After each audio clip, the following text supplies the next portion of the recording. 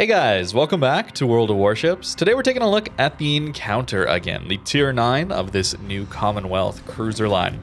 And in my opinion, this is the highlight. This is the best this line has to offer. The tier 10 is a little too compromised in my opinion, where the tier 9 is very, very nice to play. So with this ship, you get pretty much the smallest ship in the line, at least at high tier. Look at how low in the water it is. It's also not very long either, pretty skinny as well. So that's really a nice aspect of this ship. You don't get hit a lot even when people shoot at you. It's a very major weakness point of the tier 10. It is massive. It takes so much damage. It's very, very difficult to play that ship. Where the tier 9 here is much easier to play in that regard. It does not die at nearly as quickly, and it still puts out very good damage, as we're going to get in this game. I think the playstyle here is very interesting with these cruisers. They want to be aggressive when they have their smoke available to them. Although keep in mind, you do have a smoke firing penalty. And on this one, we do get spotted briefly by the destroyer in the sea cap. Fortunately, they do go behind the island, so we're undetected again. But that could have been a little scary for us, being detected like that without much we could have done about it. You can see how pushing in here, I'm trying to get myself in a good position to farm, but also apply some just consistent pressure to this sea cap. That's the key here, is this line allows you to just sit here next to the cap and apply consistent pressure. Even if you're not able to shoot at the enemy DD that's in the cap, you're still here, and that DD has to be very careful if they get spotted at these close ranges. These HE shells do a lot of damage, so they won't want to be dealing with you. It's really interesting to play like this, because it's a lot of risk, though. There's a big reward, of course, with the damage we're about to do, but the risk is that your smoke runs out, you're caught in open water, and you die to a few battleship salvos. So you have to be very careful about when you do it and where you do it. Notice here with this one, we're pushing towards the island here in the middle of the cap. It's nice that there's an island in this cap, but you could do this on a flank where there is no cap and there's just an island you can get to that gives you relative safety. Almost like a checkpoint or a rest stop, I like to call them when I'm talking about brawling battleships pushing in. Same thing here. We're using our smoke to slowly push towards this island and farm along the way. But as soon as our smoke is starting to run out, that's when we need to speed up and get towards this island. It's going to allow us to play a little bit safer and wait for our smoke screen to come back, because it's a 2-minute cooldown that we have to wait. So that's a long time for a ship like this one or any on this line that are really clumsy. They don't have the best maneuverability characteristics to survive at these closer ranges, especially pushing in like this. So we have 60k damage already, which feels pretty good, and more to come, of course. But now we're in the cap. We're stalling this cap out, as well as hopefully going to get some more damage on this Scharnhorst. Now we get to play it more like a traditional cruiser on an island, where we just poke around corners and try to limit firing angles who can shoot at us, waiting for that smoke to come back up. It's a rather powerful playstyle. It allows you to play cruisers much more aggressively. There's no getting caught out in the open as much. Of course, you still can get caught. They don't slow down very quickly. If you're not ready for it, it'll take you a while to actually be covered by your smoke. But still, you can play a little more aggressively knowing that you have that smoke screen. It's a little bit like the Italian smokes. Not as powerful in that regard as far as going undetected almost instantly with those Italian smokes, but it's a little bit like that. And since these ships are so good at farming with their HE, I think that's a pretty powerful combo. And you need to be playing at closer ranges, because these ships don't really have much utility to offer when it comes to cap control or dealing with DDs. There's no radar here. Speaking of dealing with DDs, not sure what this guy was thinking, but there you go. 5.3k damage from just our front guns into that Kitakaze.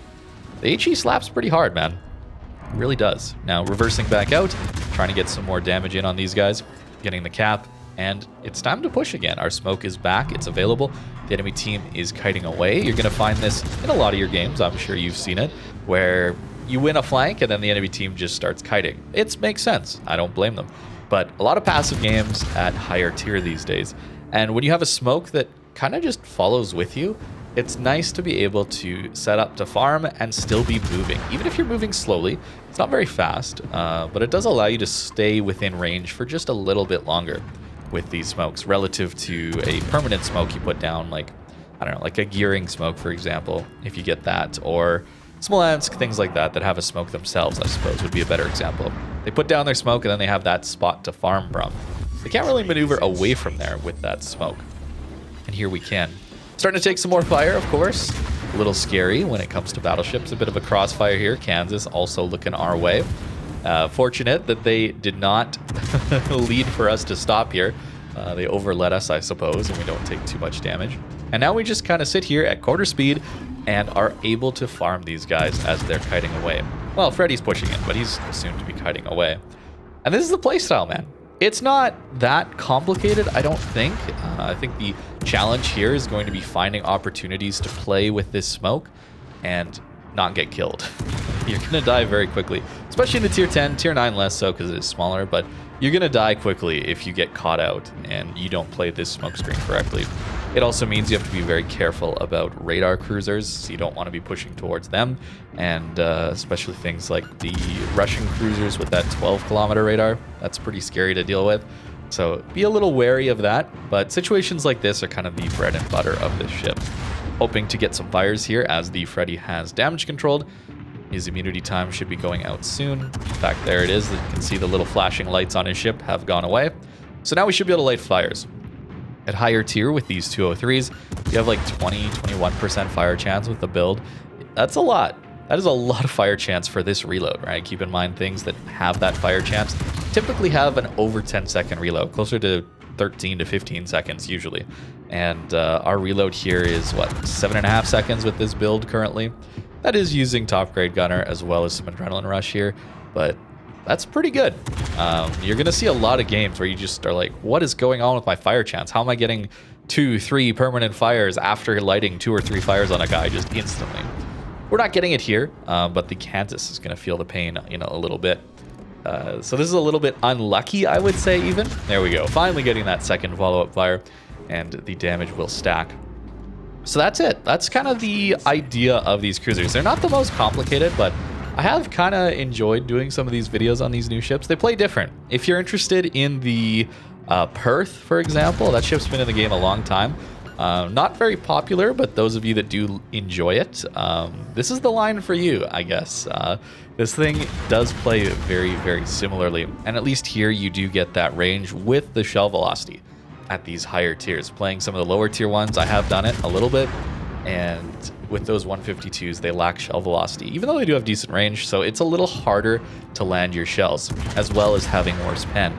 It's very important to notice here that even with these slightly worse reload and slightly worse DPM than some of these light cruisers with smokes that can farm, they can't pen battleships that easily. Or if they do pen battleships, they have to take IFHE, which cuts their fire chance in half. We get to pen battleships, 32 millimeters of armor, as well as having immense fire chance. And I mean, Kansas is a juicy target. There's a lot of juicy targets, French battleships, British battleships, some of the American ones, Japanese battleships. There's a lot of battleships at higher tier with 32 millimeters of armor on them, and some of them exclusively with 32 millimeters. So there you go. Double fire instantly, triple fire right away. It happens more than you think. It looks like we're just getting lucky, but I don't know, man. This is very, very high fire chance for the reload here. He damage cons it. He's on the border, but you can lead targets on the border relatively easily. And you notice how it's oftentimes angling in, only using my front guns. I've done that a lot with these ships, honestly, when I don't have my smoke available, or I'm detected, not behind an island, for example. I'm very wary about showing full broadside. And in fact, showing even an angled broadside often gets you killed, especially in the tier 10. I found myself dying a lot to just overmatch through our angled side and into our citadel very, very easily. So if you go perfectly bow in or perfectly stern in, you're still going to take a lot of overmatch damage, but it's less likely, I found, to actually citadel you. And if you don't have your smoke up, that might be a good way to deal with battleship salvos. It's still going to hurt, don't get me wrong, but it's at least not going to one-shot you, for example. And then when you have your smoke, or you have an island or something like that, or people just aren't shooting at you, which is always nice, that's the point where you can angle out and then get all of your guns on target. 224,000 damage here, farming some battleships, but also some good damage into cruisers, and a little shot into the DD, of course. So obviously it's going to do great against battleships, but against cruisers too. This thing is pretty difficult to deal with, as you always have that option of using your smoke. Decent base XP here as well. meaning we did help our team a little bit to win this one.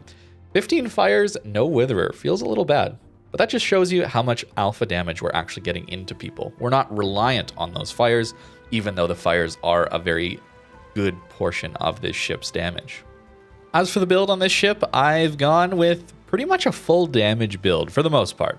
I find myself wanting more damage out of these ships, and that's what I've gone with. So we're not taking concealment here, and that does lead us to a little bit more damage with top grade gunner. It also gives us that extra maneuverability that I want to try and avoid some battleship salvos or incoming HE spam.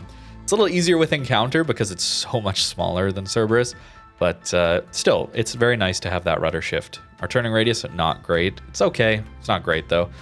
So rudder shift helping us out here. We are taking reload mod here instead of range. There are times where I might want a little more than 16.5 here at tier 9. That feels a little bit bad. Certainly the tier 10 gets a little bit more than this, allowing us to actually reach out to reasonable ranges, but I still want the reload. The reload feels so good, and with this smoke, it allows me to play a little more aggressive, like I've already shown you guys with this video. Aiming system, of course, because our accuracy felt pretty bad when I was testing out, especially Cerberus, with a full smoke build. The only way to get the full smoke build is to run a smoke generator mod here, and so you sacrifice your accuracy, and it felt awful. So not running that, we're using the smoke, but not fully investing into it. We still get a nice 112 seconds here with this build, and okay cooldown time as well. Just not over 2 minutes of time, unfortunately. But oftentimes that's enough. That's enough for us, because often people will be running away from a smoke that's slowly crawling towards them with such immense HE damage. So it's nice to have it end, and then we can go set up somewhere else. And yeah, going damage. Heavy HE, top grade gunner, even going for demo expert for a little more fires, giving us that 21% fire chance, feels good. Needing grease the gears, even with grease the gears, 30-second turn time on those turrets, feeling like a battleship. It's a little rough. Consumable specialist giving us back that smoke a little bit quicker, as well as hydro. Superintendent here, mainly for that extra healing, to be honest with you, but it's nice to have another smoke. You're not always going to get to use all of them though. Adrenaline rush for that extra damage as well. And I've gone concealment on this one just because we don't have the best firing range, but as soon as you get into maybe the Cerberus, although again, that one's just so big, it's hard to... That one's very compromised, I think. But you could go outnumbered instead of concealment, and then you get more value out of top grade since it activates a little bit sooner. And then you'll also potentially get that extra accuracy and speed out of maneuverability. Out of outnumbered, sorry. That's what that is. It's nice to have, but I need a little bit of concealment, I found. But that's it. That's the build on the encounter. I like this one a lot. I should show you the armor, though. It's not good. Like, 27 here, 25 here, and then, you know, a giant box of a citadel. That's kind of the theme of this line. But at least this one is small in the water, so it's not getting hit as much. I mean, the citadel's still gigantic, so if a battleship gets a hold of you, you are going to explode. But at least this way, you're not taking all that extra damage to HE hits like the Cerberus does. That felt really, really bad with that one. But overall, I do like this one. Encounter feels really, really good. The line playing through them, honestly, tier 7, 8, and 9 all feel very nice. Unfortunately, the tier 10 is a little too compromised, in my opinion. Well, that's it. Thank you very much for watching, and I hope you have a great rest of your day.